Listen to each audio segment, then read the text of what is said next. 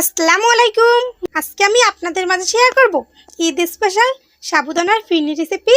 আমার ভিডিওটি ভালো লাগলে একটা লাইক দিয়ে দেখা কন্টিনিউ করবেন। তাই আর দেরি না করে চলুন শুরু করা যাক আমাদের আজকের রেসিপি। এবার এখানে একটা বাটিতে আমি নিয়ে নেব হাফ কাপ সাবুদানা।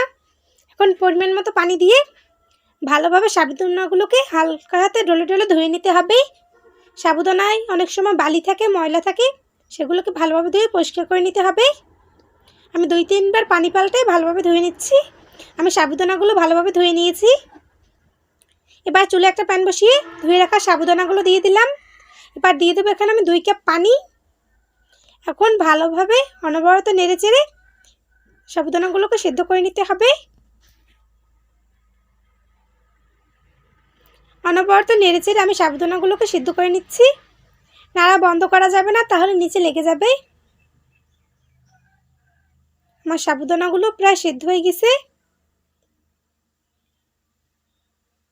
এবার এখানে আমি আরও 1 কাপ পানি দিয়ে দিলাম।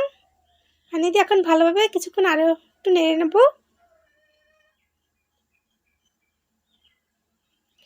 এবার এখানে আমি দুধ দিয়ে দেবো। এখানে আমি গরুর দুধ 5 কাপ দুধ জাল করে 2 কাপ করে নিয়েছি।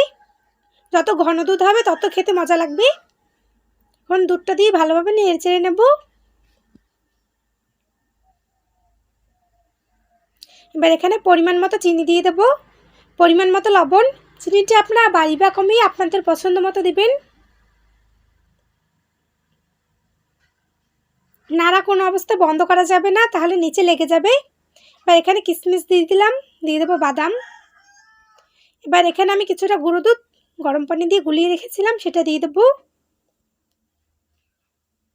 এখন অনবরত নেড়ে চেড়ে এটাকে রান্না করে নিতে হবে।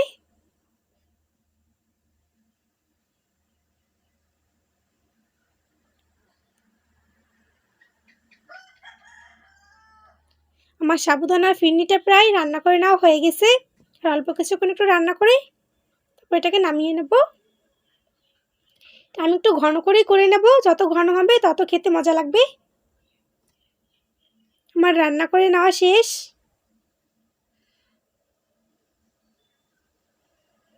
এবার এটাকে আমি নামিয়ে নেব।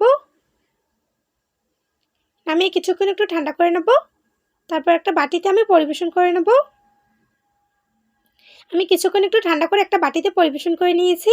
এবার উপরে কিছু বাদাম কুচি দিয়ে ডেকোরেশন করে নেব। আমি মাঝখানে একটা চেরি ফলও দিয়ে দিই। খুব সহজে রান্না করে নিলাম ঈদ স্পেশাল সাবুদানার ফিরনি। অন্য কিছু তৈরি করুন আর না করুন, নতুন কিছু তৈরি করতে চাইলে এই সাবুদানার ফিরনিটা আপনারা একবার হলেও ট্রাই করবেন। আমার ভিডিওটি ভালো লাগলে লাইক কমেন্ট শেয়ার করবেন। এতক্ষণ আমার সঙ্গে থাকার জন্য আপনাদের সবাইকে অসংখ্য ধন্যবাদ। আসসালামু আলাইকুম।